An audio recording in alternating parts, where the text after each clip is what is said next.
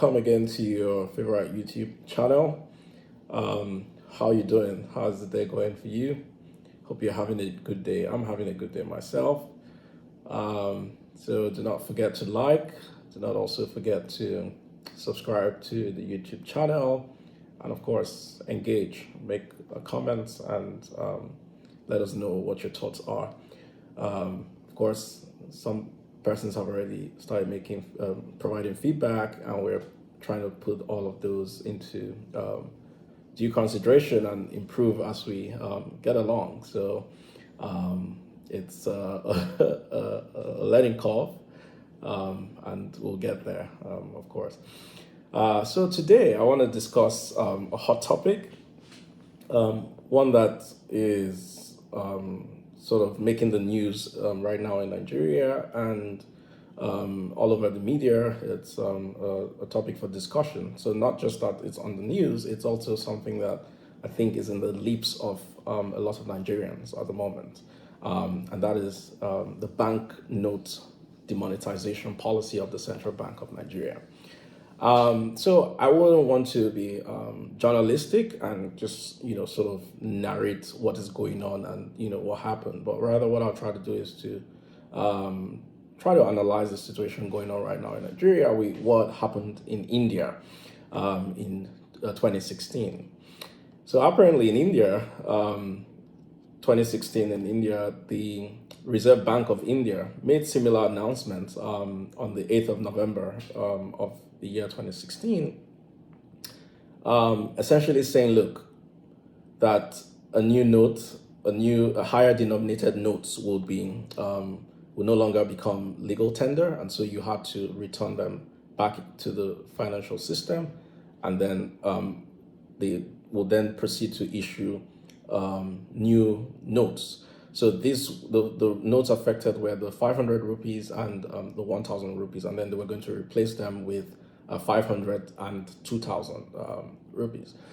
So why did they go about this policy? I think so there were three reasons advanced by the Reserve Bank. The first was to curtail illicit financial transactions related to illegal activity and terrorism. I mean, that's quite similar to what the government of Nigeria is also trying to achieve, which is related to the high rate or spate of kidnappings and the amount of monies that have been cornered off, outside of the financial system as a result of those heinous activities. The second one,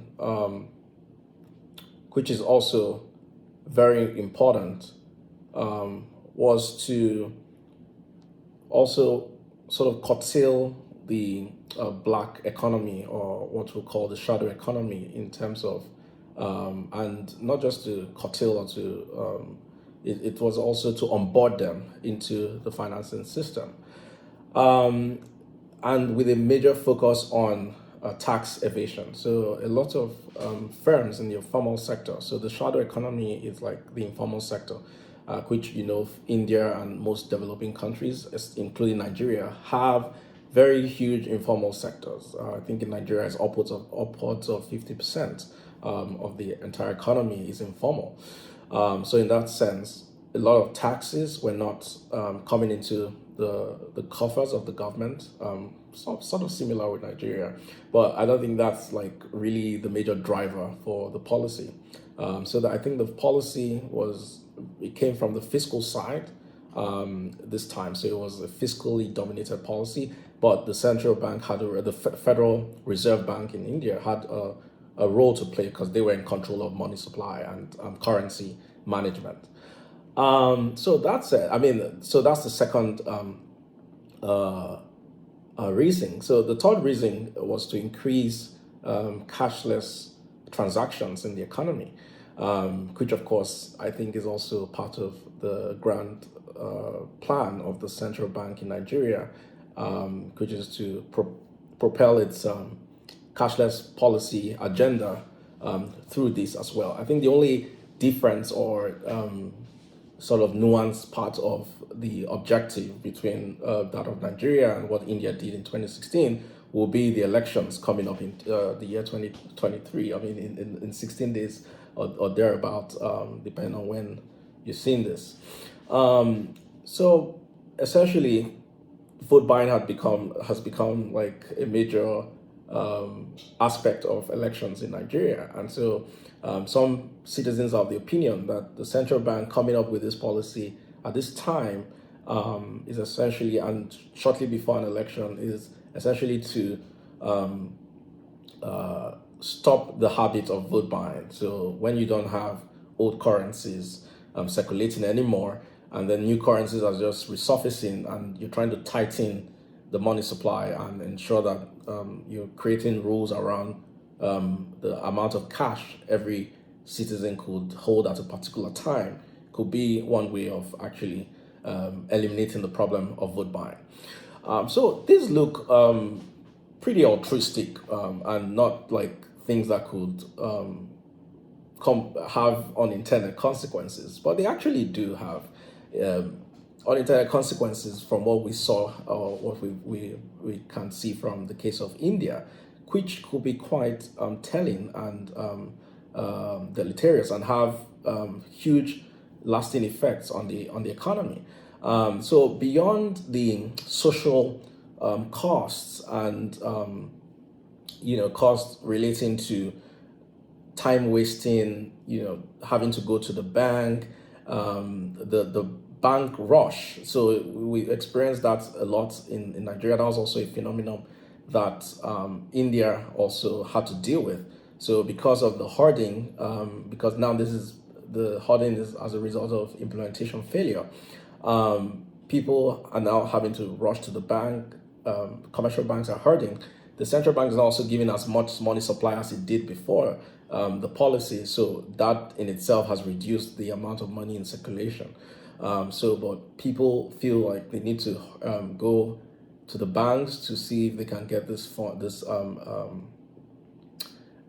new currencies, and then it sort of makes the whole process convoluted, and then people who have the currencies hoard them in a bid to sell them at a rate. So you now have the domestic currency having its own exchange rate, or because people have to exchange digital currencies or digital funds in their accounts for cash. So you're paying a markup for that process because not everyone has the money. So when there's scarcity in the market, prices have to just go up because there's a markup for the fact that, look, some people have it and others don't. But to get it to the various parts of the economy, those who have it would actually want to give it to the other side of the economy that doesn't have it at a price. So that's essentially what. So beyond those actual costs and then the psychological effect of not knowing what to do, there is also the the economic part of it all.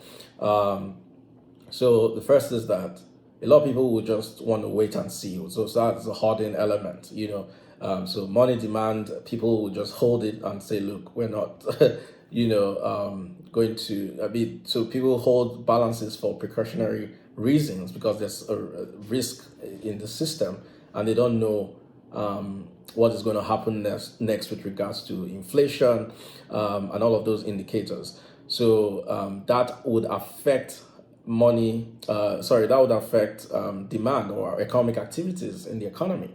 And we're already seeing that with the way that inflation appears to be trending downwards. While that is a good thing, because high inflation is not good, as I explained in one of my previous videos, it's a tax on the poor. So inflation coming down is good, but we must be careful here. The question then is, what type of inflation? Is it the inflation that is linked to prices? So are prices in the real economy coming down? Or is just the case that demand for goods and services are coming down? So my guess is that is the second one. So, and that's kind of problematic because when you have demand coming down, despite the fact that there are goods and services in the economy, but the problem is that people just cannot finance them because they don't have the means, or there's not enough cash to go around. So yes, while you might say, okay, but there's digital currency and stuff, in most of these countries there are last mile problems. So there are some services that get delivered at the last mile, that mobile infrastructure and other things cannot allow you to deploy e-banking and all those services immediately. And then, of course, in the informal sector, mostly, some of these areas, they have to deal with cash at the last mile. So people need cash. And when that is not the case, what then happens? People will just stop buying stuff. And when they stop buying stuff, you're killing the business right next to you, because the guy's not having demand. He probably employed one or two persons to help him with the business. He obviously is not getting enough money from consumers who are buying his products. He can't pay those salaries. So what happens? Jobs get lost in the economy. And that's essentially what happened in India. In India, there were about 1.5 million jobs that were lost. The industrial sector in India almost collapsed, and growth started trending downwards. So the point then is, if the kind of inflation that is coming down is the one that is actually linked to demand and to growth, then there's a problem, because we might actually be slowly inching towards a recession if this policy is not properly implemented. So, because the question then will be, what other ways could the central bank or the Nigerian government, federal government, have achieved these objectives without going through this route? The redesign of the currency is, usual practice. I'm sure you must have heard that from the central bank. It is not bad in itself, but I think it is the way that you go about implementing it. And then, of course, the fact that you're not also paying attention to certain context relevant issues. So, Nigeria is still a developing country. There are still a lot of segments in the population that cannot really just onboard themselves at a very short timeline into the financing system. So how then do you cater for the needs of such ones? And they need funds, they need cash to go about petty trading and other stuff that goes on at the very last mile of the economic system. So in that sense, this one size fits all policy might actually be detrimental and cause a lot of distortions, especially for the those at the very bottom end of the financial pyramid. So what can be done? What can be done? I think there's still time, within the framework of the implementation, to see how first is to ensure that the monies go out, like people get money. The worst thing to do is to have money and be looking at it and not be able to spend it. Because it's just digital money. You can't really convert it, or even sometimes I hear people say that, look, even transfers from one bank to the other has become very faulty, because like everyone is trying to use the same infrastructure at the same time, and it's not just working. So in that sense, you would need, the central bank needs to go back and reassess and say, look, what really can be done about this? The lessons from India are not showing good results, that this could be entirely positive. There are obviously positives to it. Cashless policy is a good thing. Curtailing terrorism, kidnapping, financing, or illicit, what we'll call illicit financing, is also a very, very desirable thing to do. The fact that vote buying could be curtailed through this is excellent. And for those of us who are very key about governance and good governance, that is a good way to go about it. But we also care about lives. We also care about people being able to have a better and easier life. Go about their business without so much of encumbrance. So in that sense, the central bank has to do a lot more to ensure that they are in a working partnership and the very well designed synergy between them and the commercial banks to ensure that these funds get to where they need to get to, and then people are not sabotaging, and people are not, just hoarding unnecessarily, and it should be a crime to trade the naira for anything. I mean, for itself. I mean, that is not usual practice. So it's people should, be prosecuted, and for this sort of heinous crimes going on, and be made as examples so that others can desist from such practices. So it will be good to hear your thoughts. This is actually much longer than I imagined, but it's an interesting topic, and one that is currently going on in Nigeria. And I just thought to provide my 2 cents on what I think could be done. But I mean, you could. I think it's majorly an implementation issue, not that the policy itself is wrong, but the implementation should have been thought out a little bit better and implemented an adjusted manner, learning from what happened in India. So it will be good to hear you and hear what you have to say about this. Thank you very much for your time, and do have a great day. Bye bye.